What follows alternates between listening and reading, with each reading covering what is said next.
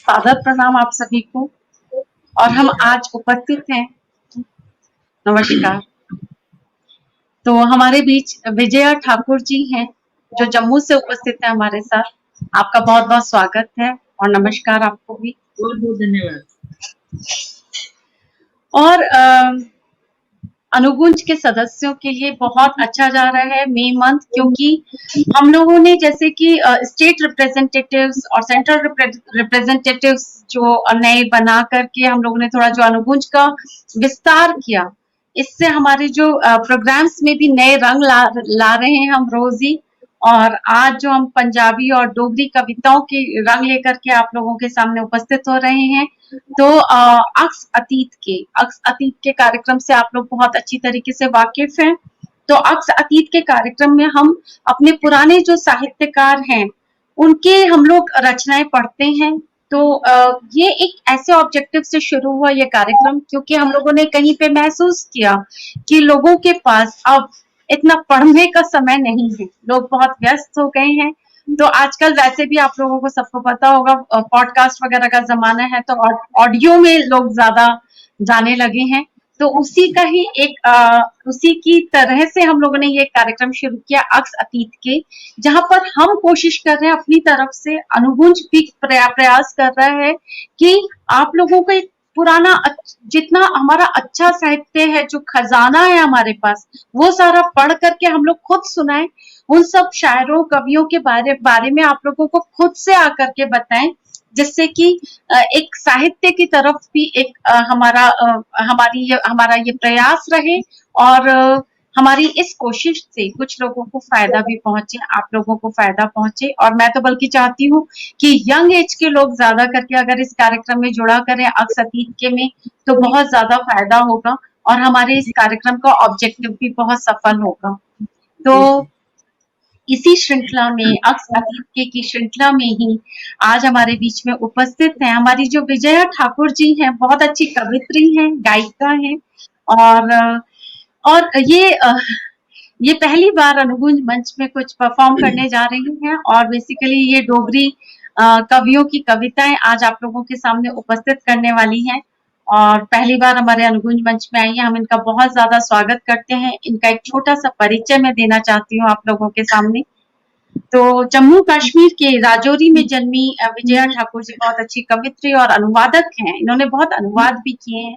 जितना सुंदर लेखन करती हैं उतना ही सुंदर गायन भी है इनका।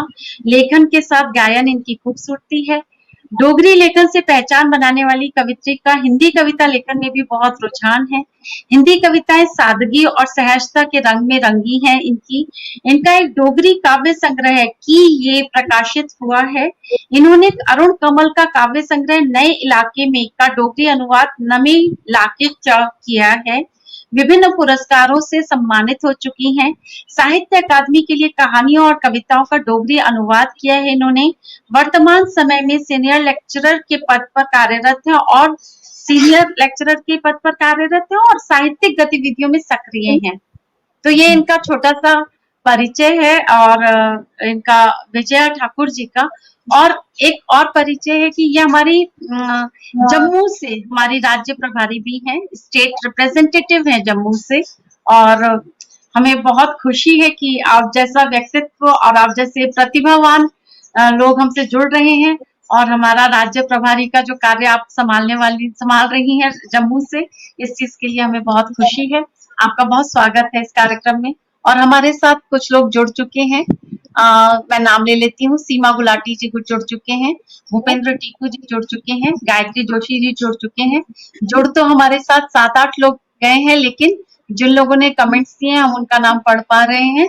और सब लोग आपका बहुत स्वागत कर रहे हैं। विजया जी बहुत प्रणाम आपका, बहुत स्वागत है। आप अपनी प्रस्तुति। जी, मैं सबसे पहले तो अनुगुंज की सब प्रतिभाशाली कर्मठ को मिशनरी स्पिरिट से काम करने वाली पूरी टीम का धन्यवाद करती हूँ कि आज इस मंच ने मुझे मौका दिया कि मैं अपने इलाके की, अपनी भाषा के कुछ एक सुप्रसिद्ध कवियों की कविताएं जो हैं इस मंच के द्वारा साझा करूँ। आप लोगों को बहुत बहुत बधाई कि आप जिस तरह से आप काम कर रहे हैं, समझे मुझे लगता है कि मैं पेशअप नहीं कर पाऊंगी। बहुत बहुत खुशी होती है आप लोगों को काम करने में। के। तो किसी कारणों से मैं थोड़ी मसरूफ रही। अब बहुत जल्दी एक टीम के रूप में आपके सामने हाजिर होंगे हम। तो आज मैं कविताएं लेके जो आई हूँ 3-4 कवियों की, उनमें से हैं एक युग पुरुष जिनको कहा जाता है प्रोफेसर रामनाथ शास्त्री जी, उनकी कुछ कविताएं पढ़ूंगी। फिर है मेरे पास चरण सिंह हैं, उनकी कुछ कविताएं पढ़ूंगी। शिवराम दीप हैं, उनकी एक आध कविताएं, और कुंवर वियोगी जो सानट के लिए जाने जाते हैं, सानट एक यूरोपियन विधा है, उसमें भी उन्होंने लिखा है, और केहर सिंह मधुकर जी। मैं शुरुआत करती हूँ आप आज के इस कार्यक्रम की प्रोफेसर रामनाथ शास्त्री जी से। कर्मठता की प्रतिमूर्ति प्रोफेसर रामनाथ शास्त्री जी ने डोगरी भाषा, डुग्गर संस्कृति और डोगरों की पहचान के लिए डोगरी तहरीक को जन्म दिया और बेहद संजीदा और महत्वपूर्ण भूमिका निभाई। साहित्य रचना के साथ साथ जन जन में नव जागरण की लहर चलाई और कवि, कहानीकार, नाटककार, गद्यकार, उच्च कोटि के अनुवादक, आलोचक और एक प्रभावशाली प्रेरणा स्रोत थे। इनकी प्रेरणा की वजह से उस समय के हिंदी में लिखने वाले बहुत उच्च श्रेणी के जो कवि थे, वेदपाल दीप जी, केहर सिंह मधुकर जी और जय शर्मा जी, डोगरी संस्था के सदस्य बने और डोगरी में उन्होंने लिखना शुरू किया। इनका 1944 में डोगरी संस्था नाम की एक बहुत ही प्रभावशाली संस्था की स्थापना में इन्होंने महत्वपूर्ण योगदान दिया। नवी चेतना नाम की त्रैमासिक पत्रिका का संपादन करके अपनी विलक्षणता और आंदोलनकारी प्रतिभा का लोहा मनवाया। इनको प्यार से सब यहाँ डोगरी साहित्य में पिता माना जाता है। उनकी कविता के कुछ अंश साझे करती हूँ कि जिंदू दी रत फूको ता गीते दे दिए बलदे न। जिंद शरीर, जिस्म में बहते हुए लहू को जलाओगे तो गीतों के दिए जलते हैं। तभी लोग उनको ढूंढ ढूंढ कर उनकी रोशनी में चलते हैं। डोगरी में पढ़ती हूँ कि जिंदू दी रत जे फूको ता गीते दे दिए बलदे न। लोग इनेंगी तुपदे न ते इंदी लोइया चल दे। और उस समय का जैसा माहौल था, हम सब जानते हैं कि एक गीत गूंजता था कि वंदे मातरम, तो एक प्रभात फेरी में गीत गूंजता था, लोग निकल पड़ते थे। तो उस तरह का माहौल था जब उस समय उनके कुछ बगावती सुर सुनिए कि बगावत सखांदी है गीते दी लो, बागी बनांदी है गीते दी लो, बगावत पराने रवाजें थमा, बगावत वजीरें ते राजें थमा, बगावत लचारी ते चूरे थमा, बगावत इन नंग फाके थमा, बगावत नसीबे दिकारें थमा। गीतों से हम सीखते हैं, उनकी रोशनी में हम चलना सीखते हैं। बगावत रूढ़ियों से करने का हौसला हमें गीत देते हैं। फिर उनके कुछ चुनिंदा बहुत अच्छी गजल कहते थे वो, तो गजल के कुछ अशार मैं आपसे साझे करती हूँ कि बेड़ेगी नहीं समझ अंबर, अपने सहन को ही आकाश मत समझो।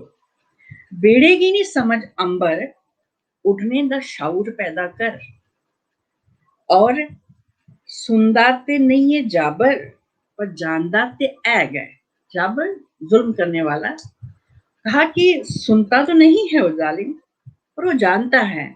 सुनदाते नहीं है जाबर पर जानदाते ऐ, कूंदी नी जीव जेड़ी, जो जीव बोलती नहीं है, ओदी अख बोलती, उसकी आंख बोलती है।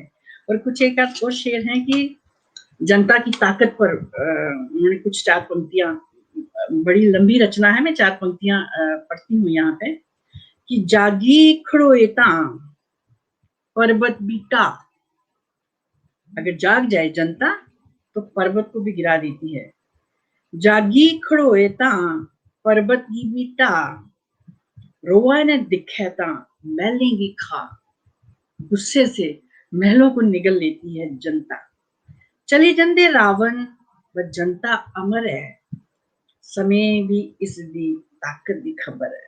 समय जनता की ताकत को जानता है, रावण चला जाता है पर जनता अमर है। और एक और देखिएगा शेर उनका कि गर्म लूए दा ओ चलना, गर्म लूए दा ओ चलना, फिरी बदलें दा ए बरना, पलदे बंदा है निर्दोषें दा आ परना जबर जरना। गर्म लूए दा ओ चलना, गर्म हवा जब चलती है फिर बादल बनते हैं और बरसते हैं। प्रलय बंदा है निर्दोषें दा आ परना जबर जरना, प्रलय का रूप धारण कर लेता है जब कोई निर्दोष आह भरता है और जुल्म सहता है। तो उनकी एक बहुत ही खूबसूरत कविता जो मेरी बड़ी पसंदीदा है। उन्होंने तो इतना काम किया है कि एक कार्यक्रम में की कार्यक्रम करके भी उनकी कविताओं को हम पूरा लुत्फ ही ले पाएंगे। एक कविता हमारे यहाँ एक सनासर नाम की झील है, गांव के अंदर दूर जम्मू के इलाके में है और बड़े एकांत में झील है। उसके आसपास की आबादी जो है वो गरीब लोग रहते हैं, वहां पर मेहनतकश लोग रहते हैं। तो उन्होंने 3 बिंबों में उसको बांधने की कोशिश की है। मैं देखती हूँ आप तक कितना पहुंचा पाती हूँ इसको। कि कहते हैं कि सब्जे दी डिब्बिया च मोती है संभालेदा, सब्जा हो गया हरा, हरी सी डिब्बिया के अंदर जैसे मोती संभाला हो। मैं इसका अनुवाद बाद में पढ़ लूंगी, थोड़ा सा लुत्फ ले लीजिए। कि सब्जे दी डिब्बिया च मोती है संभालेदा, धारें दे शलैपे रली थार जियां ताले दा, प्रीते दिया साधना ने दिया जियां बाले दा, पहाड़े दिया आत्मा ने गीत जियां पाले दा, धारें दे नवेकले च सनासर हस्से दी बस्से दी, भोरे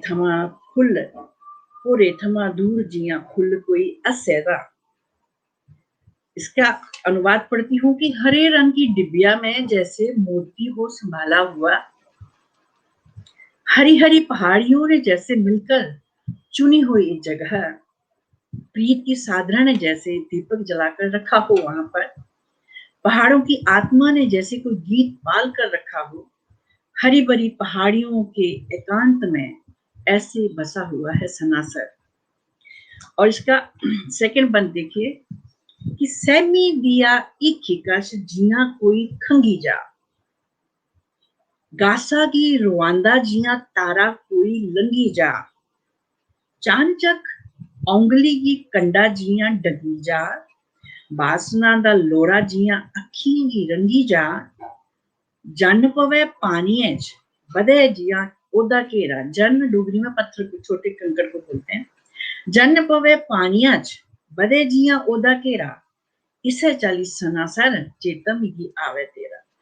पहले बंद में कहा कि बहुत खूबसूरती से वह सजी हुई है। दूसरी में कहते हैं कि तू मुझे कैसे याद आती है, तू मुझे याद आती है जैसे कोई सहमी हुई उम्मीद के पास खास कर उसमें और खलल डाल दे, जैसे कोई तारा टूट कर रुला दे आसमां को, जैसे अचानक हाथ में कोई कांटा चुभ जाए, जैसे वासना की लपट आंखों में रंग भर दे, जैसे पानी में पत्थर फेंकने से बन जाते हैं घेरे, इसी तरह सनासर यादों में तू मेरे। फिर कहते हैं कि दूर तक फैला हुआ तेरा विस्तार और दिव्यता के होते हुए तुम क्यों हो ऐसी, क्यों है तुम्हारा चित्त उदास, किसका वियोग है तुम्हें, क्यों ना उम्मीद सी हो, चीख कर चीड़े भी पूछ रही हैं, क्या छुपाती हो, क्यों रोती हो। ये बंद देखिएगा कि दिब्बे शलैपा तेरा पसरे दा बास है, विस्तार उसका, सर किया सुक्का तेरा चित्त की दुआस है, आदमी हाँ बजोगी मेरी तेरी इक्के रास है, पुछदियां चीड़ा चित सूके ने थमुंदे नहीं, कह दिए शपैल तुगी इयां मड़ी रोंदे नहीं। फिर तीसरा बंद देखिएगा इसका, साथिया शलैपा दिखी मेरे परमाया नहीं, साथी मेरी खूबसूरती देखकर सिर दुखा मत खाना, गल मेरी वेदना दी भुल्ली है बिताया नहीं, का ए गरीबी यादें मुड़िए जगाया ने जीते माने जीने वाली बत बिंद हस्सै दे मेरे चोने बक्खी दुख भुखा दे न बस्सा दे दूरा दे गै थार मेरे सुंदर बजोंदे न रात दिन इत्थै और चाली दे गै होंदे मोती न एह् खारे जिंदे हार एह् परोंदे न बारा हस्सी लैंदे दुख चित इंदा कोंदे न दुखें दी एह् क्हानी तुंदी समझ आनी औनी ऐ सुनी जेल्लै तुसें राती नींदर नहीं पौनी है कि साथी मेरी खूबसूरती से धोखा ना खाना भूल कर भी मेरी तकलीफ का जिक्र ना करना गरीबी के ये घाव फिर ना पूरे करना क्योंकि मेरे चारों ओर भूख के दुख है गीत गा करके मन बहला लेते हैं लोग दूर से ही ये सब अच्छा लगता है रात और दिन यहाँ बहुत ही कठिन है आंसुओं के हार पिरोते हैं मुस्कुराते हैं बस किसी से कुछ कहते नहीं दुखों की ये कहानियां क्या करोगे सुनकर नींद उड़ जाएगी तुम्हारी सना सर नाम की ये कविता थी इनकी और एक कविता की कुछ पंक्तियां मैं और आपसे साझा करती हूँ कि उन्होंने एक फिलासफी लाइफ टूवर्ड्स लाइफ उनका ये नजरिया कि कितने पिंजरे हैं गिनती नहीं हो पाती पिंजरे के कैदी थोड़ा छुट जाती है अगर उनको गिनने लगी थोड़े गिनती में बेहद है पिंजरे कि किन्ने पिंजरे ने गिनती होए नहीं कैदी पिंजरे दे पिंजरे की गिनते हैं कितने पिंजरे हैं गिनती नहीं कर पाते पिंजरे के कैदी पिंजरों को थोड़ा गिन पाते कहती पैदा होते ही बच्चे को किसी खास धर्म के पिंजरे में डाल दिया जाता है आस्था आदि की रस्सी से मंदिर मस्जिद गुरुद्वारा गिरजाघर से उसको बांध दिया जाता है धर्म के पिंजरे में फिर पिंजरा जाति का कौम का अनगिनत जातियां अनगिनत पिंजरे डोगरी में इसको पढ़ती हूँ कि किन्ने पिंजरे ने एक गिनती होए नहीं कैदी पिंजरे दे पिंजरे की गिनते नहीं जमदे जमदे न्याने गी अनजाने गए कुसै खास धर्में दे पिंजरे च पाई दिंदे न आस्था दी रस्सी कन्नै मंदिरें मस्जिदें गुरुद्वारे गिरजाघरें कन्नै बन्नी दिंदे न धर्में दे पिंजरे च पीरी पिंजरा जाति दा पिंजरा कौमें दा पिंजरा अनगिनत जातियां अनगिनत पिंजरे फ्ही इस पिंजरे च बी इक पिंजरा उच्चे सुच्चे ते नामे ते नीचे गिते बेट फरकदे फिरके दे कई पिंजरे पिंजरे पिंजरे अनगिनत पिंजरे अब मैं आपके साथ एक बिल्कुल छोटे से बहर की एक गजल के साथ हमारे डोगरी स्वर्गीय कवि जो कि डोगरी साहित्य के संजीदा कारकुन रहे साहित्यकार बेहतरीन संचालक और एक मुशायरों की रौनक डॉक्टर शिवदीप यानी कि शिवराम दीप जी की गजल पढ़ती हूँ एल्बम काफिया लेकर के उन्होंने एक रचना रची है कि सुरती रोल खोल है एल्बम यादों को टटोलती है एल्बम पेट पुराने खोल है एल्बम पुराने भेद खोलती है एल्बम उतरी गेदे जज्बे खातर शीतल वायु चोल है एल्बम गर्मी से अगर चित जज्बों के लिए शीतल हवा का उनका है एल्बम जीवन दी अनबिसरी पढ़ते जीवन की भूल भुलैया को अक्षर अक्षर खुल है एल्बम अक्षर अक्षर खुलती है एल्बम वक्त ने जो पेड़ी पूरी समय ने जो बंद कर दी थी सोच दुआरी खोला एल्बम वो सोच की खिड़की जो है वो एल्बम खोलती है वर्तमान की जाई खड़े रहे वर्तमान को खड़ा कर देती है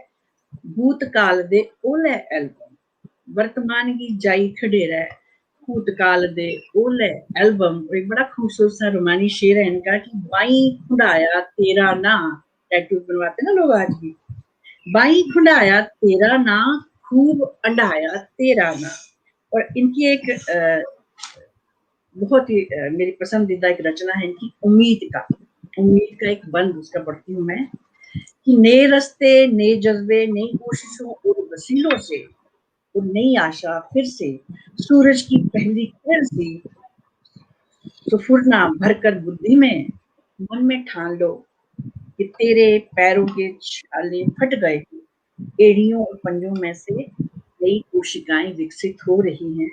सुरमई सुबह ही जीवन की प्रभात होगी। मुश्किलों से घबरा मत, हौसलों का पल्लू थाम, जीवन नहीं जो मौत के साए में मुस्कुराता है, जीवन वही जो मौत के साए में मुस्कुराता है।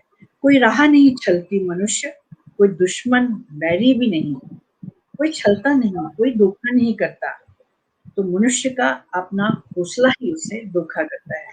इसको अगर चाहे मैं डोगरी में पढ़ती हूँ कि ने रस्ते नमे जज्बे, नमे हीले, नमे वसीले, ਲਈਏ ਆਪ ਮੁੜੀਏ ਸੂਰਜੇ ਦੀ ਰਿਸ਼ਮ ਜਨ ਪਹਿਲੀ ਭਰੀ ਸੂਰਤੀ ਦਿਮਾਗੇ ਚ ਮਨੇ ਚ ਠੂਰ ਲੈ ਬੰਨੀ ਤੇਰੇ ਪੈਰੇ ਦੇ ਛਾਲੇ ਵੀ ਕਸੀ ਗਏ ਫੁੱਟੀ ਹੈ ਇਹਨੇ ਖੁਰੀਏ ਦੇ ਪੰਜੇ ਨਵੀਂ ਮਾਸੇ ਦੀ ਪੋਂਗਰ ਹੈ ਵह ਆਸਾ ਹੈ ਜਿਸੀ ਅਥਰੂ ਬਣੀ ਬਣਾਈ ਲੈਂਦੇ ਕੋਈ ਦੋਖੀ ਕੋਈ ਬੈਰੀ ਕੋਈ ਰਸਤੇ ਚ ਨਹੀਂ ਛਲਦਾ कदे छलदा जी मानूंगी ते छलदा ओदा हौसला। ये कविताएं थी डॉक्टर शिवजीत की। अब मैं आती हूँ आगे हमारे एक नौजवान शायर थे जो 28 साल की उम्र में इस दुनिया से चले गए, चरण सिंह, जिनको हमारे यहाँ डोगरी का शिव कुमार बटालवी कहते हैं। उनकी बहुत सारी कविताएं जिनकी सत्रों के अंदर एक दबी दबी सी खामोशी उदासी चलती रहती है। उनके बारे में कहा जाता है कि बहुत ही कम दुनियादार थे, छोटा सा लेकिन एक चमकदार जीवन यात्रा की उन्होंने। ये डोगरी का शिव कुमार बटालवी इसलिए कहा जाता था कि लंबा खूबसूरत नौजवान अपने साहित्य में कई अनछुए पहलुओं पर उन्होंने कहा और एक गहरी समाजी सूझबूझ के शायर थे वो। कवि सम्मेलनों की रौनक थे। उनकी नजर विषय वस्तु पर तो रहती थी, ज्यादातर अपने आप पर रहती थी, अपने भीतर रहती थी। हर क्रिएटिव इंसान बहुत कुछ कर चुकने के बाद भी कहीं ना कहीं थक कर हार कर पूर्ण समर्पण करता है एक उस सुप्रीम ताकत के आगे। तो ऐसी ही उनकी एक रचना मैं आज पढ़ूंगी, आस। और दूसरी एक रचना उनकी, मैंने जैसे कहा कि कुछ अनछुए पहलुओं पर बात करते थे वो, उनकी कविता लामा फेरे। और शादी होती है तो फेरे होते हैं, उन पर उनकी कविता पहले मैं पढ़ती हूँ कि शुभ लगनी इस घड़िया गोरी कै हुई है दलगीर, इस शुभ घड़ी में ओ गोरी तो क्यों उदास हो रही है, इमोशनल उदास हो रही है।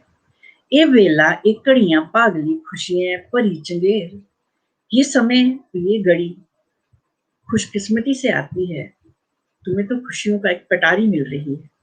बावल 80 भाग सरांदा नहीं उस देकर नेर, पिता खुश होकर ऊपर वाले का धन्यवाद कर रहा है कि उसके घर में अंधेर नहीं है। पर तेरी देर कुटी कुटी की मसुआ सुरती सांब है, गैचक की सासा काला पैर पछेड़ा अंब है। पर तेरी देह क्यों टूट रही है, डर डर तो क्यों सांस ले रही हो, पाँव क्यों पीछे पीछे खींच रही हो। सोल ईखियां पाव छुआले डगमग डगमग डूलन, सुआ सालू करे छपैला पेट पजेबा खोलन। कोमल ख्वाब मन में पलते सपने डगमग डगमग क्यों डोल रहे हैं। लाल चुनरी क्या छुपा रही है और पायल कौन से बेट खोल रही है। प्याजी जोल प्याजी धर्मी बंधन क्या समझे जंजीर, प्याजी रंग के इस धर्म के गठबंधन को जंजीर क्यों समझ रही हो, क्यों उदास हो इस शुभ घड़ी में। ए ओ बेला जिस दी आसा दिन बचपन दे रेडे, ए ओ घड़ियां जिंदे चाहे खेड भुलोकी खेडे। ये तो वो समय है जिसके लिए बचपन से ही सपने बुनते थे। यौवन आया डर भी छाया, जागते सोते रातें कटी बिन सोच में गुजरे।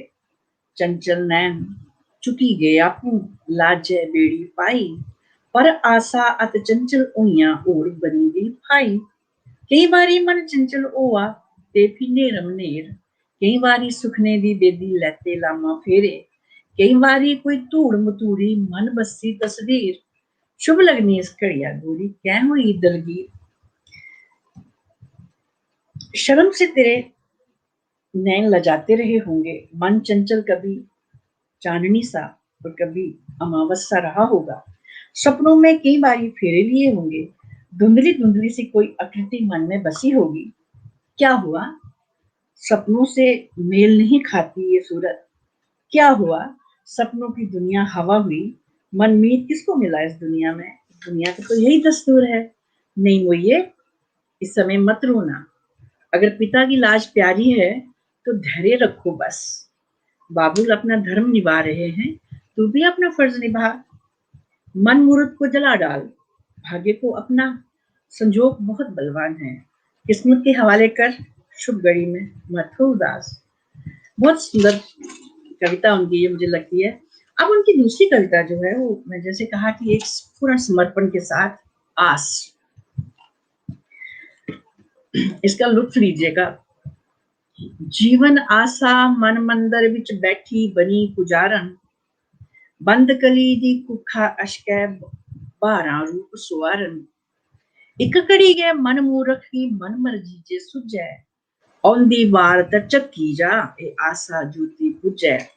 इसका तर्जुमा भी पढ़ती हूँ साथ में कि मन के मंदिर में बैठ गई है जीवन नास पुजारन बनकर, कैसे, जैसे बंद कली की कोख में बैठ जाती हैं बहारें खुद को संवारने के लिए, और मूर्ख मन एक पल के लिए कहीं भटक जाए तो आती बहारें ठिठक जाती हैं और आस की ज्योति बुझ जाती है, और इस आवारा चंचल मन को मेरे बस में कर दो, बस एक पल का दान दो दाता, खाली झोली भर दो, इसलिए दाता ए मन बैतल मेरे बस करी दे, बैतल यहाँ चंचल मन को कहते हैं, आवारा को, इसलिए दाता ए मन बैतल मेरे बस करी दे, एक कड़ी दा दान तू दैया खाली झोल भरी दे, ना पड़वाए कन्न में साइया ना मैं पाइया मुंदरा, ना गुरु गोरख टिल्ले मेरे ना गए मैले सुंदरा, मेरी मन बगिया दा राखा तू मैं मेरा माली, तेरा रूप के मेरी आत्म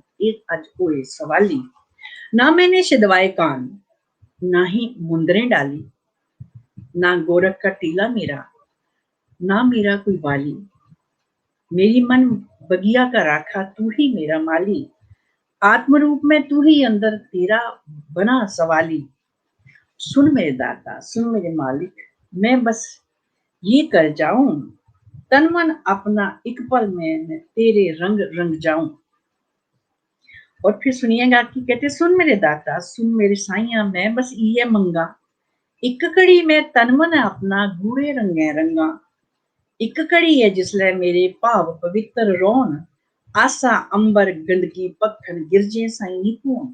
बहुत सुंदर दिन कि जिस प्रकार से मांस की तलाश में, मांस की खुशबू से चीलें हवा में आसमान में उडारी भरती हैं, उस तरह से जो है इस बिंब को इस्तेमाल करके वो क्या कहते हैं कि तन मन रहे पवित्र भाव मेरे, चीलों से ये ना डोले, भाव मेरे बस सच्ची सुच्ची वाणी बनकर बोले, भोली बाली कंजक से कोई निर्मल हंसी का दिलासा, ऐसे किसी पल का दान मांगती मेरी जीवन आशा, एक घड़ी में जब भी एक घड़ी तू जब देगा, मैं छोड़ू झूठ स्वार्थ, मोह माया के बंधन तोड़ू त्यागू भोग पदार्थ, एक ही पल की खातिर चाहे निर्मल ऊंची सोच करो, मेरे मालिक मेरे दाता बुद्धि में शुद्ध विचार करो। बहुत सुंदर, मेरी पसंदीदा कविताओं में से है उनकी ये कविता। अब मैं आती हूँ आपके पास लेकर के हमारे कुंवर योगी साहब को, सानट 14 पंक्तियों की एक विधा है। सानट इटली से शुरू होकर यूरोप के कोने कोने में फैली और फिर शेक्सपियरियन या अंग्रेजी रूप में ये स्टैब्लिश हुई। डोगरी में सानट लिखने वाले हमारे यहाँ एकमात्र कवि हैं कुंवर योगी, जिन्होंने और बहुत काम किए हैं, लेकिन सोनेट उनका शायद पसंदीदा विधा थी। तो सोनेट जैसे मैंने कहा 14 पंक्तियों की कविता है, तो डोगरी में उनकी सानट पढ़ती हूँ। 2 सानट मैंने उनकी ली हैं। एक है उनकी, कहते हैं कि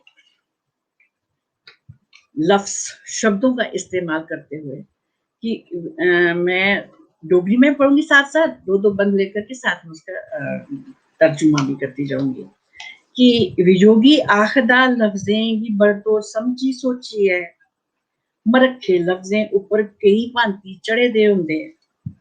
विजोगी कहता है कि काफी सोच समझ कर लफ्जों को इस्तेमाल करा करो, ये लफ्जों पर कई तरह के मुखौटे चढ़े होते हैं।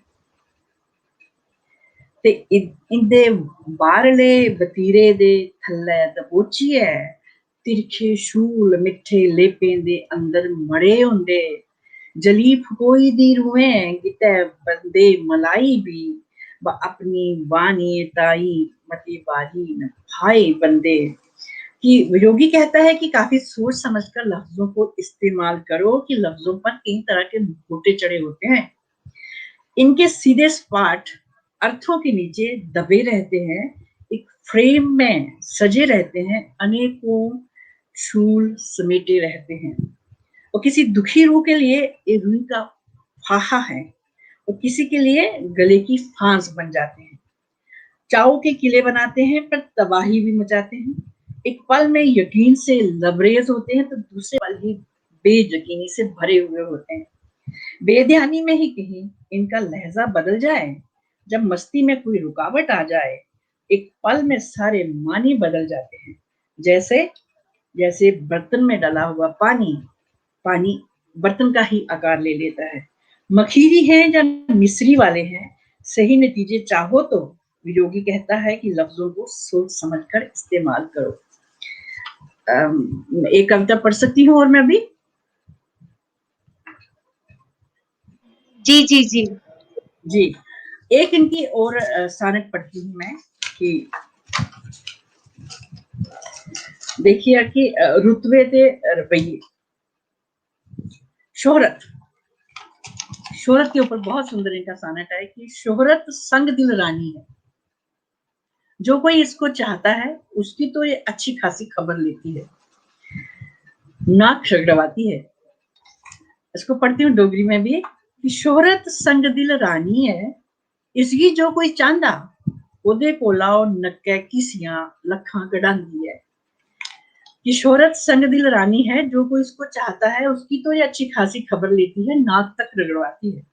और जो साधु सीरत इसको दुत्कारता है उसकी मनुहार करती है, पास बुलाती है। कि कोई साधु सीरत सिर फिरा जे रो नहीं लांदा, इसको मुंह नहीं लगाता, तो ए ओदे लखा तरले कर दी है, लागे बुलांदी है, उसकी मिन्नतें करती है, उसको फिर पास बुलाती है।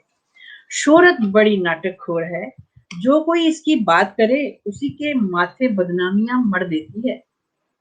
अगर वियोगी उसको बेगोरी करे, नजरअंदाज करे, तो निरंतर निर्लज आस्तीनें चढ़ाकर उनसे लड़ने आती है।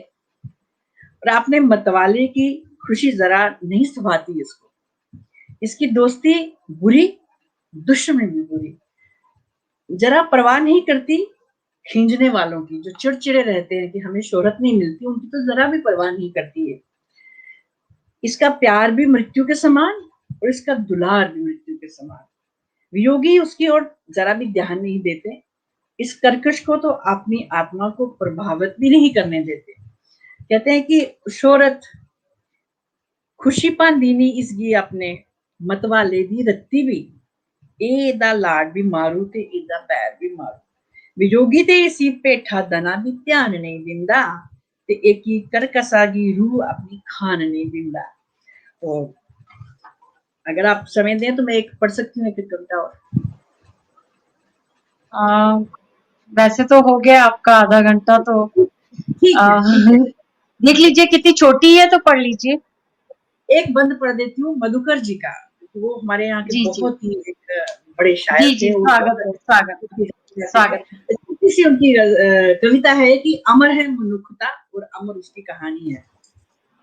कहते हैं गासा दे मदाना लखा वारी आए न, लखा वारी बदले भी मारू गीत गाए न, नेरे दे तफाने लखा वारी तंबू लाए न, सूरजा दी किरणें सनैर अजे बाकी है, बगा दी लोई वाली नहर अजे बाकी है। कि आसमां के मैदानों में लाखों बार बाढ़ आई, लाखों बार बादलों ने शोक गीत गाए, गहन अंधेरों ने लाखों बार अपने डेरे जमाए, और सूरज की किरणों में सुनहरापन आज भी वैसा ही है। रोशनी की जो नहर बह रही है वो आज भी वैसी है कि प्राणों की ज्योति की दिव्यता उसकी निराली है, निशानी है, अमर है मनुष्यता और अमर उसकी कहानी है। मैं धन्यवाद करती हूँ आपका कि आपने प्रणब मधुकर जी की इतनी ही रचना के साथ मैं अनुगुंज का बहुत बहुत धन्यवाद करती हूँ कि आज मेरे इस इलाके के ये थोड़े से शायरों को इस मंच से मैंने प्रस्तुत कर पाई आज। बहुत बहुत धन्यवाद आपका। विजया जी, अनुगुंज आपकी बहुत आभारी है। अनुगुंज आपका बहुत आभारी है कि आप आई। मैंने आज जिंदगी में फर्स्ट टाइम डोगरी की कविताएं सुनी। मुझे नहीं, मैंने कभी ना तो पढ़ी ना सुनी। आज आपकी वजह से सुनी और आपने कितने प्यार से एक एक लाइन जो समझाई और एक एक शब्द का आपने मतलब समझाया, उसके लिए हम बहुत आभारी हैं। हमको बहुत अच्छी लगी और क्या कविताएं हैं, बहुत सुंदर। खासकर मैं कहना चाहूंगी पिंजरा, आस, फेरे, एल्बम, जो सोनेट आपने सुनाया, शौहरत वाली जो कविता सुनाई, मतलब एक से बढ़कर एक कविताएं और बहुत अच्छा लगा सुनने में। और बहुत धन्यवाद आपका कि आप यहाँ पर आई और हम बहुत जल्दी आपकी लिखी हुई कविताएं भी सुनना चाहेंगे। बहुत जल्दी हमको वो मौका भी दीजिए आप, और हम लोग जरूर आपको आमंत्रित करेंगे आपकी कविताएं सुनने के लिए। और सब लोगों ने बड़ी तारीफ करी है।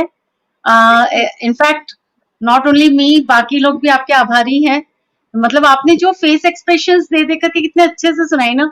अजय कुमार सिन्हा जी तारीफ कर रहे हैं, सुरेखा साहू जी, निवेदिता श्रीवास्तव जी, आभा सिन्हा जी, सीमा गुलाटी जी, शोभना तनेजा जी, मधु खरे जी, सब लोग बहुत, भूपेंद्र टीकू जी बने हुए हैं हमारे साथ। तो सब लोगों ने बहुत प्यार से सुना और आपने बहुत प्यार से प्रस्तुति भी की और बहुत सुंदर एक्सप्रेशन था।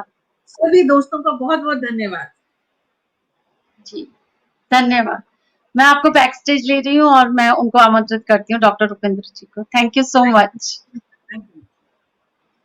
मैं जुड़ी रहूंगी आपके साथ सुनूंगी। जी, नमस्कार डॉक्टर रुपेंद्र जी। नमस्कार जी।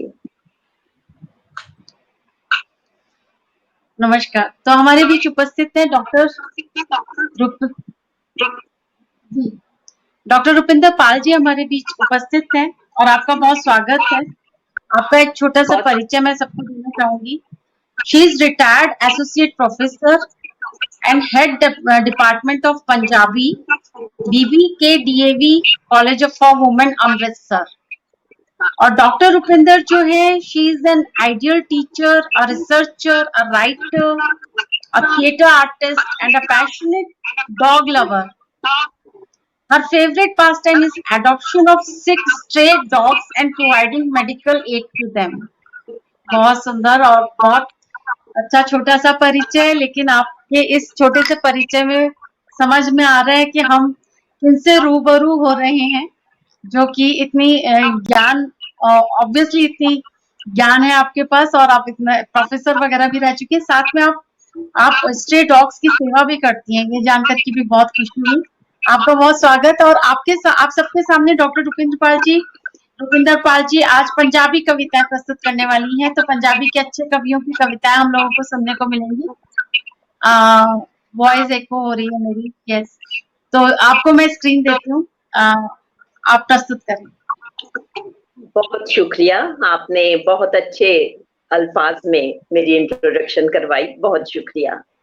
तो आज मैं जो पंजाबी साहित्य है उसके पहले जो कवि ले रही हूँ वो है शिव कुमार बटालवी।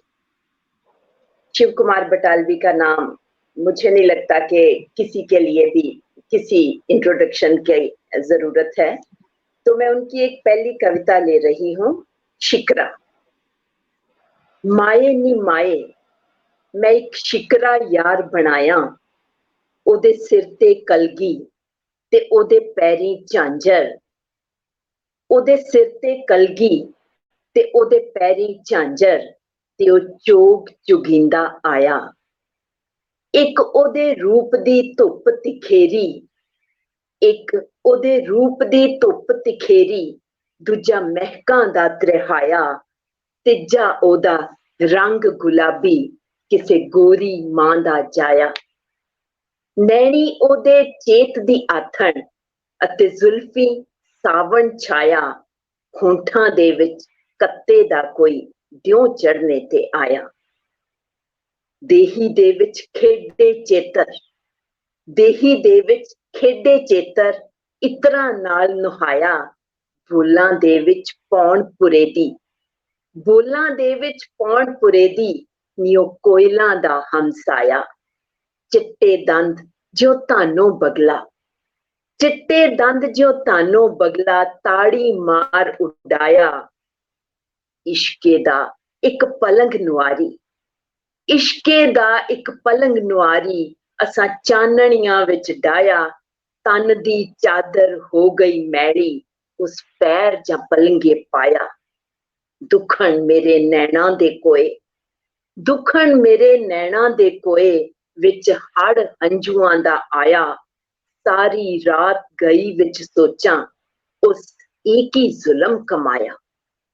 ਸੁਬਹ ਸਵੇਰੇ, ਸੁਬਹ ਸਵੇਰੇ ਲੈਣੀ ਵਟਣਾ ਅਸਾਂ ਮਲ ਮਲ ਉਸ ਨੁਹਾਇਆ।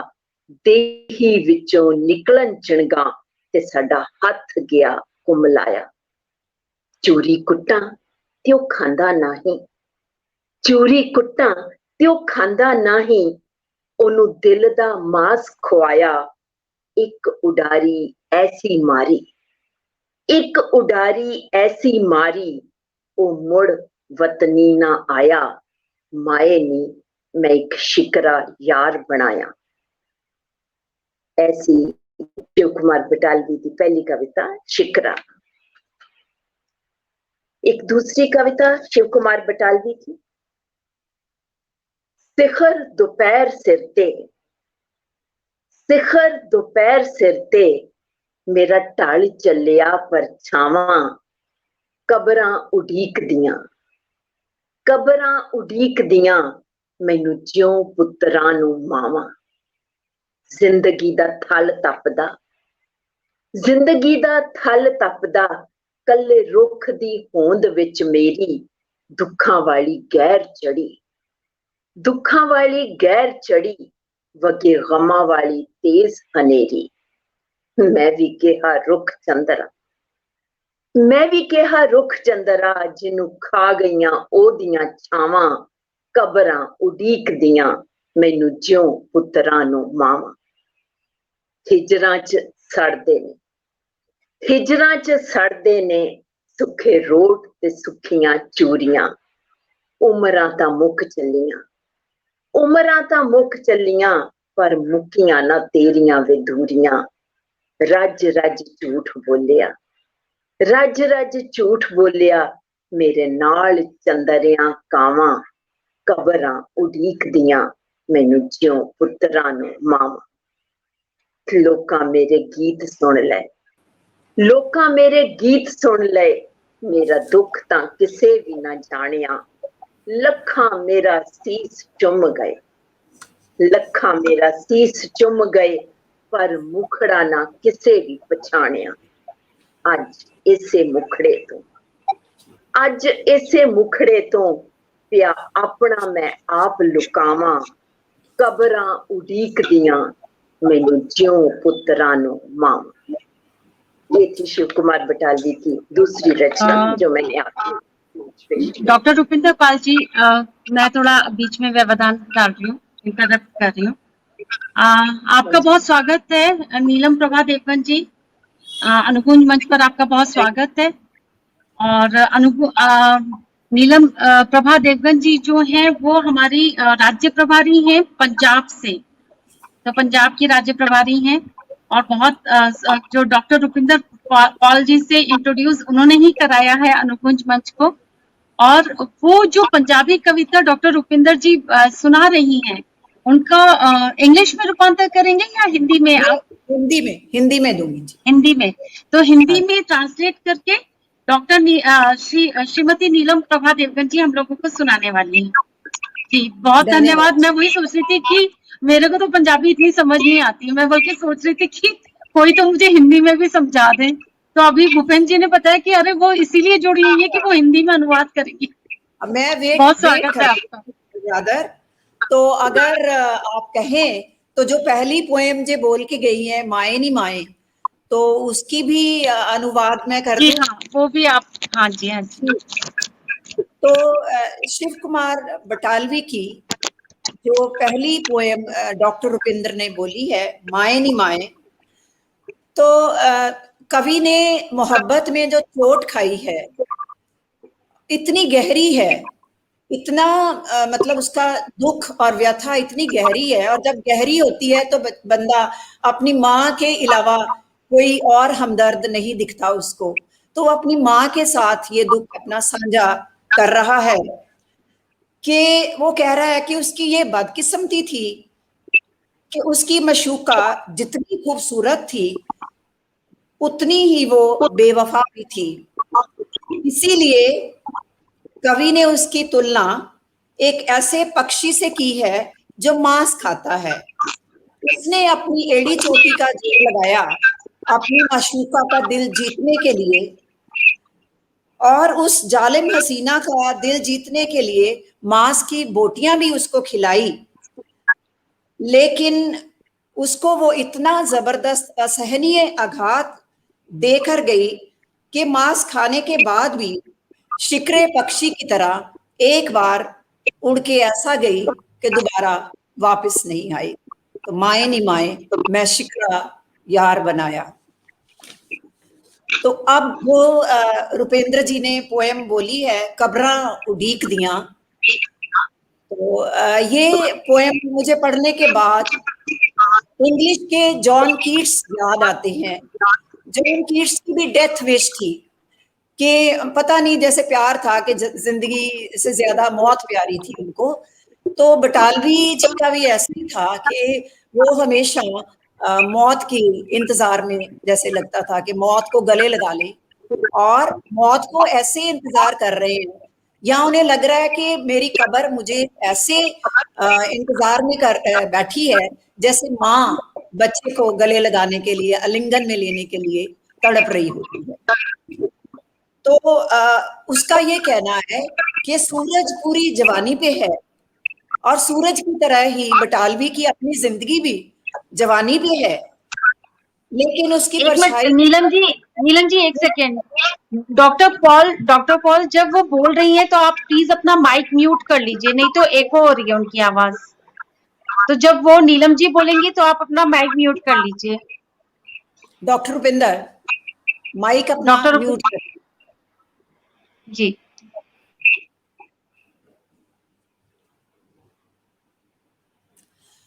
तो उसकी जवानी तो पीक पे है, लेकिन उसको ऐसा लगता है कि मौत को गले लगा के ही शांति मिलेगी।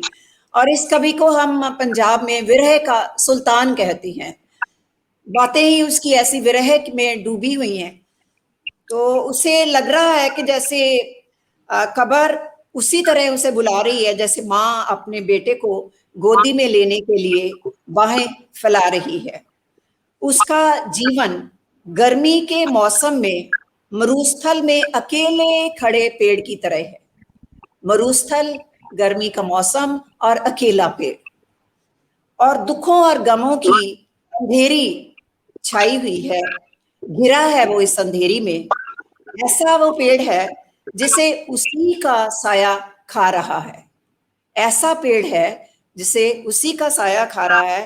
कवि को अंदेशा है कि अब मौत बिल्कुल पास है, पर उसकी अपने महबूब से दूरियां खत्म नहीं हो रही।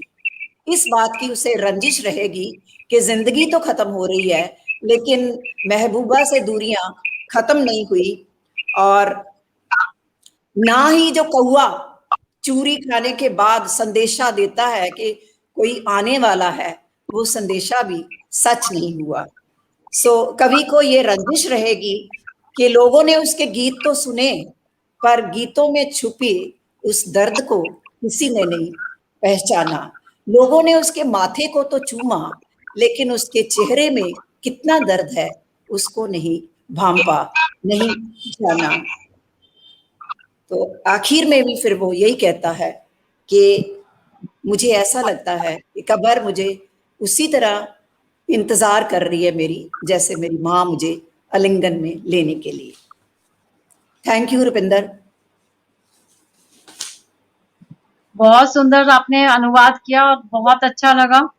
थैंक मुझे यू, भी समझ आ गई दोनों कविताएं। Thank you. तो मुझे बस लगता मेरे था, को एक जी रुपिंदर ने मुझे कहा था कि मैं पहले पोएम की इंट्रोडक्शन दे दूं और बाद में बुक पढ़े। तो अगर आप अच्छा अलाउ करें तो जो नेक्स्ट हाँ पोएम है उसकी मैं इंट्रोडक्शन पहले दे दूं। हाँ जरूर। मेरे को सिर्फ एक रिक्वेस्ट है प्लीज, जैसे जब नीलम जी बोले तो डॉक्टर रुपिंदर जी आप अपना फोन म्यूट कर दीजिए, क्योंकि क्लियर वॉइस नहीं सुनाई दे रही है।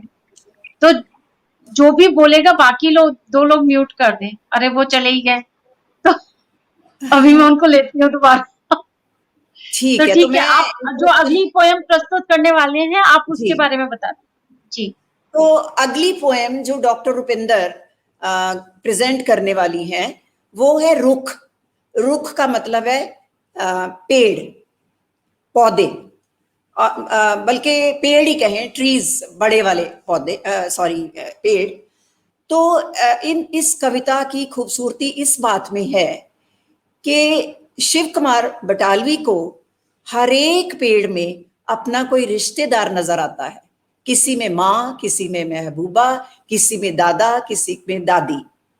वो कह रहा है इस तरह से, कुछ पेड़ बेटों की तरह लगते हैं, कुछ माँ की तरह।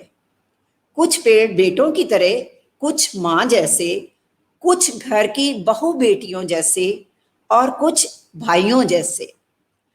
कुछ बूढ़े बाबा दादा जैसे जिनके पत्ते गिर चुके हैं, और कुछ दादी माँ जैसे जो अपने हाथों से कौओं को चूरी खिलाती हैं। कुछ पेड़ अपने प्यारे, अपने ऐसे लगते हैं जिनको लगता है कि चूमने के बाद गले लगा लो। इतना प्यार आता है उन पेड़ों पे कि जिनको गले लगा के, एक पेड़ अपनी महबूबा जैसा भी लगता है, एक पेड़ अपनी महबूबा जैसा लगता है, इतना सुंदर है पर दर्द देता है। और एक पेड़ लगता है कि उसके कंधों पर बैठाकर उसके साथ खेला जाए, उसके साथ खेला जाए। कुछ पेड़ ऐसे भी हैं जिन्हें देखकर दिल करता है कि चूम लूं और मर जाऊं। डेथ विश तो almost every poem expresses that wish. कुछ पेड़ ऐसे हैं जिन्हें चूम कर लगता है कि मर जाऊं। हवा में जब भी पेड़ झूमते हैं उनकी भाषा बड़ी अट्रैक्टिव, मोहक लगती है। कवि की इच्छा है कि अगर उसे पुनर्जन्म हो, उसका मिले अगला जन्म, तो पेड़ के रूप में मिले और पेड़ों में ही उसके गीतों को लोग सुने। उसकी मौत के बाद अगर कोई उसके गीतों को सुनना चाहता है तो पेड़ों में ही सुने। जैसे माँ का साया होता है सुख और सुकून देने वाला, वैसे ही पेड़ों का है। रुपिंदर जी, आप सुनाइए पोएम।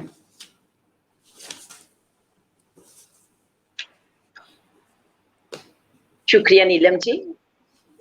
कविता है रुख। कुछ रुख मैनू पुत लगदे ने, कुछ रुख मैनू पुत लगदे ने, कुछ रुख लगदे मावां, कुछ रुख नूआं धीआं लगदे, कुछ रुख वांग भरावां। कुछ रुख मेरे बाबे वाकण, कुछ रुख मेरे बाबे वाकण, पत्थर टावां टावां, कुछ रुख मेरी दादी वर्गे चूरी पावण कावां। कुछ रुख यारां वर्गे लगदे, कुछ रुख यारां वर्गे लगदे, चुम्मा ते गल लावां, इक मेरी महबूबा वाकण, इक मेरी महबूबा वाकण, मिठा अते दुखावां। कुछ रुख मेरा दिल करदा है, कुछ रुख मेरा दिल करदा है, मोढे चुक खिडावां। कुछ रुख मेरा दिल करदा है, चुम्मा ते मर जावां। मेरा भी ये दिल करदा है, मेरा भी ये दिल करदा है, रुख दी जूने आवां। जे तुसां मेरा गीत है सुनना, जे तुसां मेरा गीत है सुनना, मैं रुखां विच गावां। रुख तां मेरी मां वर्गे ने, जून रुखां दियां छावां।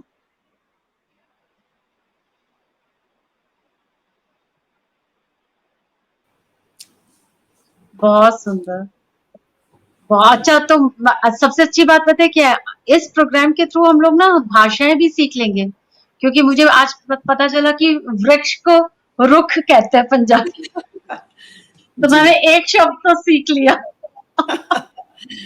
तो बड़ा फायदा है यार, ये इस तरह के हम लोग तो प्रोग्राम करते रहेंगे, ऐसे करके तो हम बड़ी सारी भाषाएं सीख जाएंगे। वेरी बहुत इंटरेस्टिंग। बढ़िया। हाँ, बहुत अच्छा। बढ़िया। जी। तो नेक्स्ट पोएम जो रुपिंदर ने चुनी है वो है आरती। तो ये भी शिव कुमार बटालवी की है।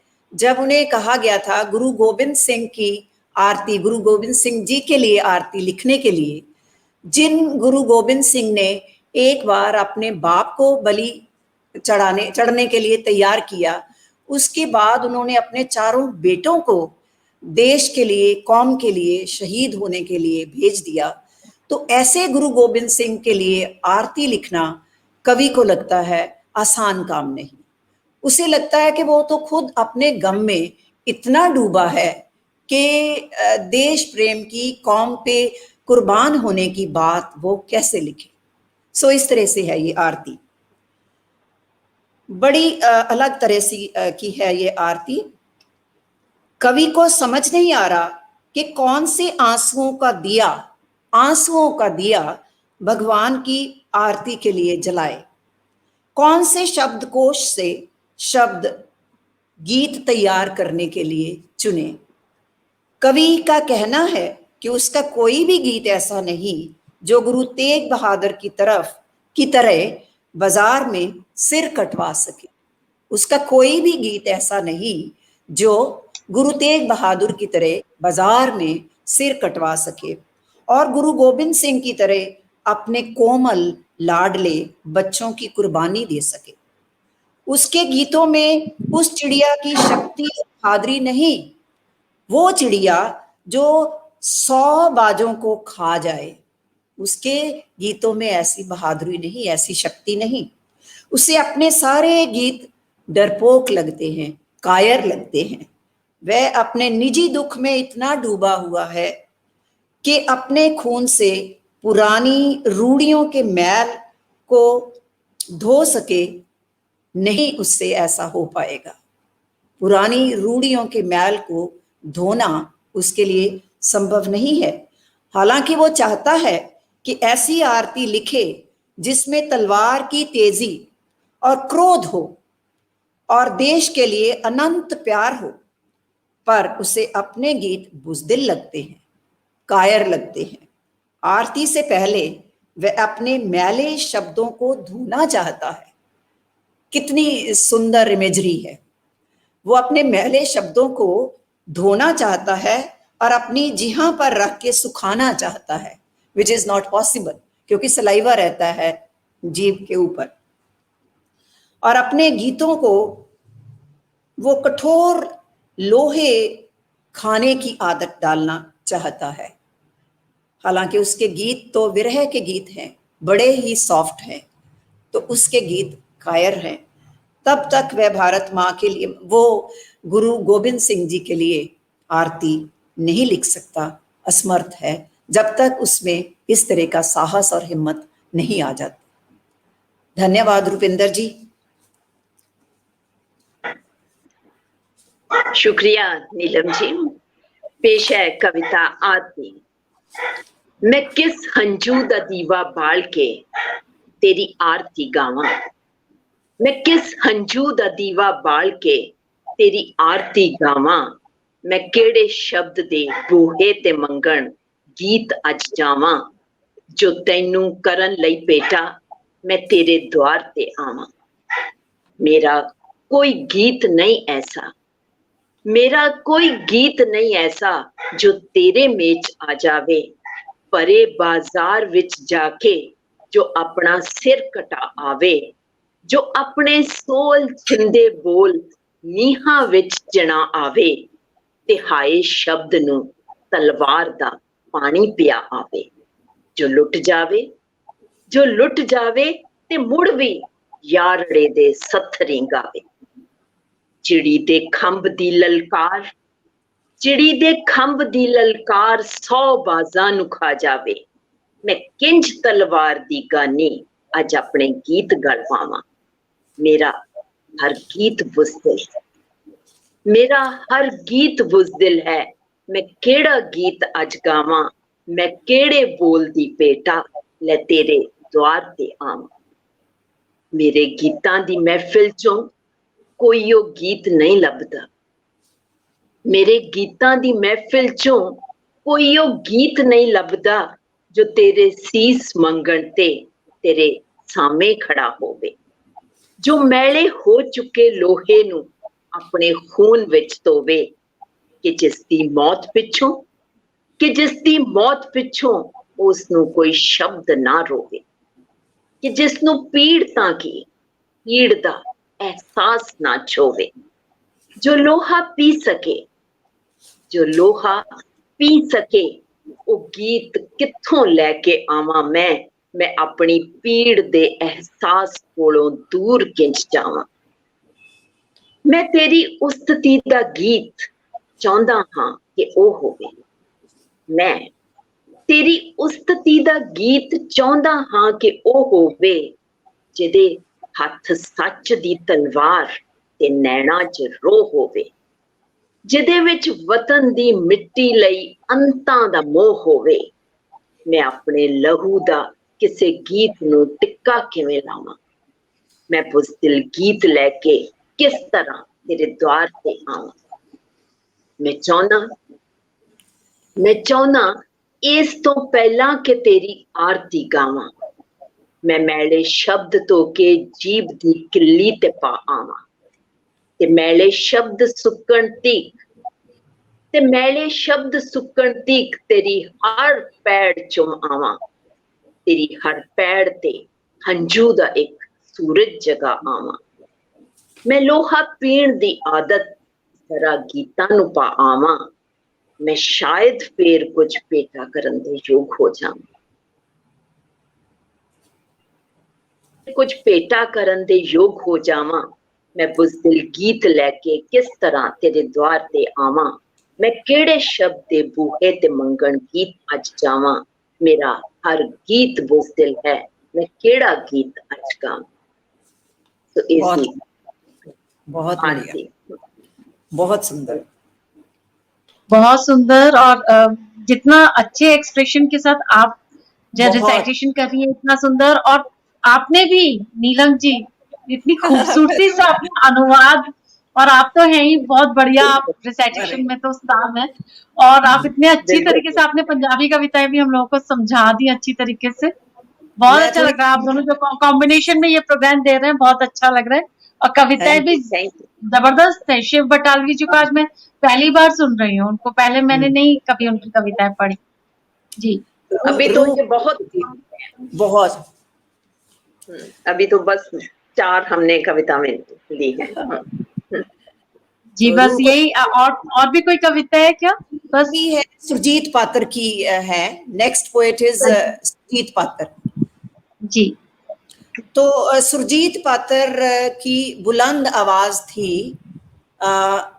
उग्रवाद के जमाने में उन्होंने बड़ी अपनी हिम्मत से उग्रवाद के जो पीछे कारण थे, सरकार भी और एडमिनिस्ट्रेशन भी, उनको लांछन लगाए हैं, उनको एक्सपोज करने की कोशिश की है, और बड़ी बुलंद आवाज रहे हैं वो सुरजीत पात्र उस वक्त 84 के दंगों के वक्त और उग्रवाद के वक्त पंजाब जो उजड़ा है उसकी वो बात करते हैं। और इस पोएम का टाइटल है कुछ कहा ते हनेरा जरेगा किवें। हनेरा वो एड्रेस कर रहे हैं, हनेरा मतलब डार्कनेस, और डार्कनेस उनके जहन में डार्कनेस का मतलब है पॉलिटिशियंस, लीडर्स, एडमिनिस्ट्रेशन। तो कवि सुरजीत पात्र का ये कहना है कि अगर समाज में हो रहे अत्याचार और अन्याय के विरुद्ध उसने आवाज ना उठाई तो ये अपने दोस्तों के साथ, सामाजिक ढांचे में पिस रहे आम लोगों के साथ, इंसाफ की इंतजार में बेजान होते लोगों के साथ, रोजगार की तलाश में विदेश चले गए लोगों के साथ, और जो अंधे कानून और अंधी सरकारों की बलि चढ़ चुके हैं उन सभी के साथ गद्दारी होगी. So he knows this is his responsibility to raise his voice against all these injustices. सभी के साथ ये गद्दारी होगी अगर वो अपनी आवाज नहीं उठाता. अगर वो इस बात से डर गया कि हुक्मरान क्या कहेंगे, कि जो रूलिंग पार्टी है या एडमिनिस्ट्रेशन है वो क्या कहेगी, तो अगर वो जुल्म के खिलाफ आवाज नहीं उठाएगा तो कौन आएगा? कौन आएगा समाज को जगाने? कवि को ये भी उम्मीद नहीं कि उसकी कब्र पर कोई दिया जलाएगा, क्योंकि अगर रेवोल्यूशनरी है और सरकार के खिलाफ कुछ बोल रहा है तो उसे ऐसी उम्मीद नहीं कि कोई उसकी कब्र पर दिया जलाने आएगा, बल्कि उस वक्त की पंजाब की कत्लेआम की स्थिति देखकर उसे लगता था कि शायद किसी भी घर का चिराग रोशन ही नहीं रहेगा. ये उस वक्त की बात है जब पंजाब में उग्रवाद अपने भयंकर रूप में था. सो ये जिस्ट है पोएम की. रुपेंद्र जी. पेश हाँ जी. कुछ कहा ते तेरा जरेगा किवें. कुछ कहा तां हनेरा जरेगा किवें, चुप रहा तां क्षमादान की कहणगे. गीत दी मौत इस रात जे हो गई, गीत दी मौत इस रात जे हो गई, मेरा जीना मेरे यार किंज सहणगे. इस अदालत च बंदे बिरख हो गए, इस अदालत च बंदे बिरख हो गए, फैसले सुनदियां सुक गए. आखो इन्हां नूं उजड़े घरी जाण हुण, इह कदों तीक इत्थे खड़े रहन. यार मेरे जो इस आस ते मर गए, यार मेरे जो इस आस ते मर गए, कि मैं उन्हां दे दुख दा बनावांगा गीत, जे मैं चुप ही रहा, जे मैं चुप ही रहा, जे मैं कुछ ना कहा, बन के रूहां सदा भटकदे रहणगे. जो विदेशां च रुलदे ने रोजी लई, जो विदेशां च रुलदे ने रोजी लई, ਉਹ ਜਦੋਂ ਦੇਸ਼ ਪਰਤਣਗੇ ਆਪਣੇ ਕਦੀ, ਕੁਝ ਤਾਂ ਸੇਕਣਗੇ ਮਾਂ ਦੇ ਸਿਵੇ ਦੀ ਅਗਨ, ਬਾਕੀ ਕਬਰਾਂ ਦੇ ਰੁੱਖ ਹੇਠ ਜਾ ਬਹਿਣਗੇ. ਕੀ ਇਹ ਇਨਸਾਫ ਹਉਮੈ ਦੇ ਪੁੱਤ ਕਰਨਗੇ, ਕੀ ਇਹ ਇਨਸਾਫ ਹਉਮੈ ਦੇ ਪੁੱਤ ਕਰਨਗੇ, ਕੀ ਇਹ ਖਾਮੋਸ਼ ਪੱਥਰ ਦੇ ਬੁੱਤ ਕਰਨਗੇ, ਜੋ ਸਲੀਬਾਂ ਤੇ ਟੰਗੇ ਨੇ ਲੱਥਣੇ ਨਹੀਂ, ਰਾਜ ਬਦਲਣਗੇ, ਸੂਰਜ ਚੜਨ ਲੈਣਗੇ. ਇਹ ਜੋ ਰੰਗਾਂ ਚ ਚਿਤਰੇ ਨੇ ਖੁਰ ਜਾਣਗੇ, ਇਹ ਜੋ ਰੰਗਾਂ ਚ ਚਿਤਰੇ ਨੇ ਖੁਰ ਜਾਣਗੇ, ਇਹ ਜੋ ਮਰਮਰ ਚ ਉਕਰੇ ਨੇ ਮਿਟ ਜਾਣਗੇ. ਬਲਦੇ ਹੱਥਾਂ ਨੇ ਜਿਹੜੇ ਹਵਾ ਵਿੱਚ ਲਿਖੇ, ਹਰਫ ਉਹੀ ਹਮੇਸ਼ਾ ਲਿਖੇ ਰਹਿਣਗੇ. ਇਹ ਵੀ ਸ਼ਾਇਦ ਮੇਰਾ ਆਪਣਾ ਵਹਿਮ ਹੈ, ਇਹ ਵੀ ਸ਼ਾਇਦ ਮੇਰਾ ਆਪਣਾ ਵਹਿਮ ਹੈ. ਕੋਈ दीवा जगेगा मेरी कब्र ते, जे हवाए रही, जे हवाए रही कब्रां उत्ते तां की, सब घरां च भी दीवे बुझे रहणगे.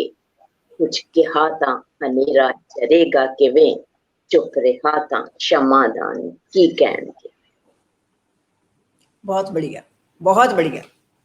बहुत सुंदर, बहुत सुंदर प्रस्तुति आपकी डॉक्टर रुपिंदर पाल जी और नीलम प्रभादेवगन जी, जो आपने बहुत सुंदर तरीके से अनुवाद सुनाया हमको. पोएम्स तो अभी डॉक्टर रुपिंदर ने और भी तैयार की है, सो अगर आपकी परमिशन हो तो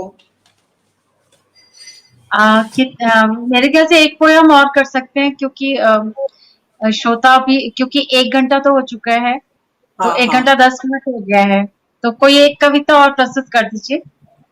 रुपेंद्र जी कौन सी करें? डॉक्टर रुपेंद्र कौन सी करें? मुझे लगता है कि हम वो कर लें, लगी नजर पंजाब नूं. ठीक है. तो ये भी उग्रवाद के वक्त की है पोएम. तो जब पता ही नहीं होता था कि घर से जो लोग निकले हैं वो वापस आएंगे कि नहीं, और टारगेट किया जाता था, मतलब पुलिस टारगेट करती थी जो जितने पगड़ी वाले थे, और मतलब जिस पे भी और पगड़ी वाले जो थे वो बदला लेने के लिए किसी इनडिस्क्रिमिनेट फायरिंग होती थी कि जो भी आ गया टारगेट बन गया, ठीक है। तो इतने लाशों के ढेर रोज लगते थे और हालात ऐसे थे कि अखबारों में भी सारी खबरें जो थी वो खून से लथपथ ही आया करती थी। तो पोएम का टाइटल है लगी नजर पंजाब नू। लगी नजर पंजाब नू, तो ये कवि के हृदय की पीड़ा को व्यक्त करती है। पंजाब जब बुरी तरह से जल रहा था, जैसे किसी की बुरी नजर लग गई हो। तो पंजाब में तो ये रिवाज है कि जब बच्चे को, माँ को लगता है कि बच्चे को बुरी नजर लग गई है, तो वो लाल रंग की बड़ी कड़वी मिर्चें उसके ऊपर से वारती है उसकी नजर उतारने के लिए।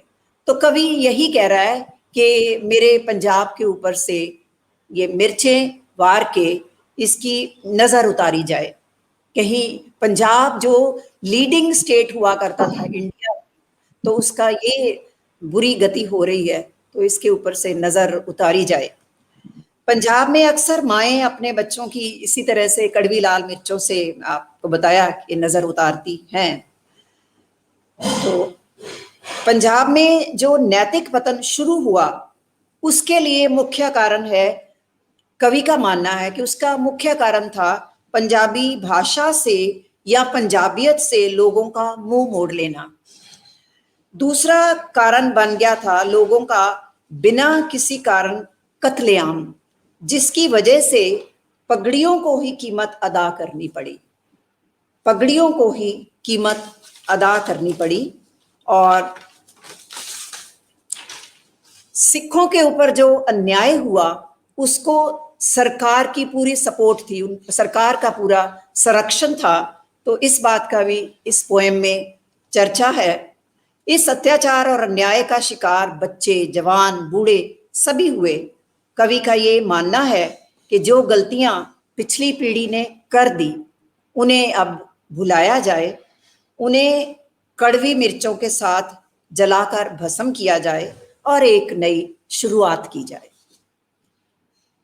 रुपेंद्र जी। हाँ जी, पोएम है जी, लगी नजर पंजाब नू। लगी नजर पंजाब नू, एदी नजर उतारो। लगी नजर पंजाब नू, एदी नजर उतारो। लैके मिर्चां कौड़ियां, एदे सिर तो वारो। सिर तो वारो, वार के अग दे विच साड़ो। लगी नजर पंजाब नू, एदी नजर उतारो। मिर्चां जहरों कौड़ियां, मिर्चां सिर सड़ियां। मिर्चां जहरों कौड़ियां, मिर्चां सिर सड़ियां। किधरों लैण न जानियां, वेड़े विच पड़ियां। पहली भरमी फसल इन्हां दी उदों लगी। पहली भरमी फसल इन्हां दी उदों लगी, जदों आप पंजाबियां पंजाबी छड्डी। ते फिर अगली फसल दे भी गए खिलारे।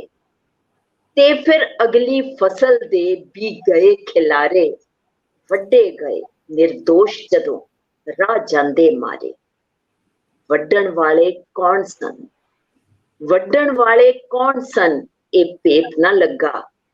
पर बेदोसा खून तां पग्गां सिर लगा। ओही छिट्टे खून दे बन गए बहाना। ओही छिट्टे खून दे बन गए बहाना। साडी पग नूं पै गया अपना बेगाना। जिथों तक छां तख्त दी अग्गां ही अग्गां। जिथों तक छां तख्त दी अग्गां ही अग्गां। चौंक चुरस्ते सड़दियां पग्गां ही पग्गां। पत्ते बूटे डोडियां फुल्लां दियां लड़ियां। पत्ते बूटे डोडियां फुल्लां दियां लड़ियां। सब कुछ अग विच सड़ गया, मिर्चां ना सड़ियां। ओ मिर्चां जहरीलियां, इहदे सिर तो वारो। सिर तो वारो, वार के अग दे विच साड़ो। ਅੱਗ ਪਿੱਤਰਾਂ ਦੀ ਜੀਭ ਹੈ, ਅੱਗ ਪਿੱਤਰਾਂ ਦੀ ਜੀਭ ਹੈ, ਉਹਦੀ ਭੇਟਾ ਚਾੜੋ, ਉਹ ਪਿੱਤਰਾਂ ਦਾ ਬੀਜਿਆ ਪੀਤੇ ਸੰਗ ਸਾੜੋ, ਲੱਗੀ ਨਜ਼ਰ ਪੰਜਾਬ ਨੂੰ ਇਹਦੀ ਨਜ਼ਰ ਉਤਾਰੋ, ਲੈ ਕੇ ਮਿਰਚਾਂ ਕੌੜੀਆਂ ਇਹਦੇ ਸਿਰ ਤੋਂ ਪਾੜੋ। बहुत सुंदर, बहुत बढ़िया, बहुत बढ़िया। Thank you.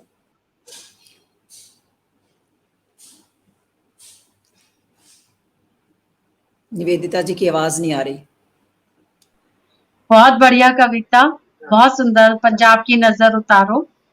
और हम लोगों ने आज शिव बटालवी जी की, सुरजीत पताक जी की बहुत- कविताएं सुनी और आप दोनों के अनुगुंज बहुत आभारी है आप दोनों का कि आप लोगों ने आज पंजाबी कविताएं हम लोगों को सुनाई और पंजाबी कवियों से परिचित कराया, उनकी रचनाओं से परिचित कराया। अदरवाइज मैंने नहीं पढ़ी थी पहले और ये हमारे लिए बहुत ही ज्ञानवर्धक सेशन भी रहा और हमें अच्छा लगा कि जिस तरीके से हमें भी आज ज्ञान मिला और हमको भी आज अवसर मिला इतनी सुंदर कविताएं सुनने का।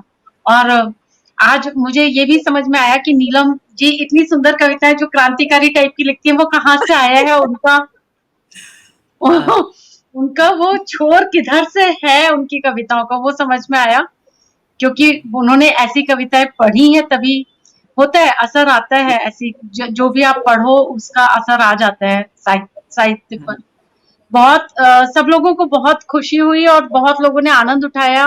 हमारे साथ नमिता जी, अजय कुमार सिन्हा जी, निवेदिता श्रीवास्तव जी, पूजा बत्रा जी, मधु खरे जी, सुधा पांडे जी, आभा सिन्हा जी, गायत्री जोशी जी, सब लोग जुड़े हुए हैं और सबने बहुत आनंद लिया कविताओं का। भूपेंद्र जी, पूनम शर्मा जी, तो सब लोगों ने बहुत आनंद लिया और बहुत अच्छा सेशन रहा आज। उनका भी विजया ठाकुर जी ने भी बहुत सुंदर कविताएं सुनाई डोगरी में और डॉक्टर रुपिंदर जी ने भी बहुत सुंदर कविताएं सुनाई और नीलम जी आपके आने से भी 4 चांद लग गए। आपने बहुत सुंदर अनुवाद सुनाए सब कविताओं को, पंजाबी कविताओं को।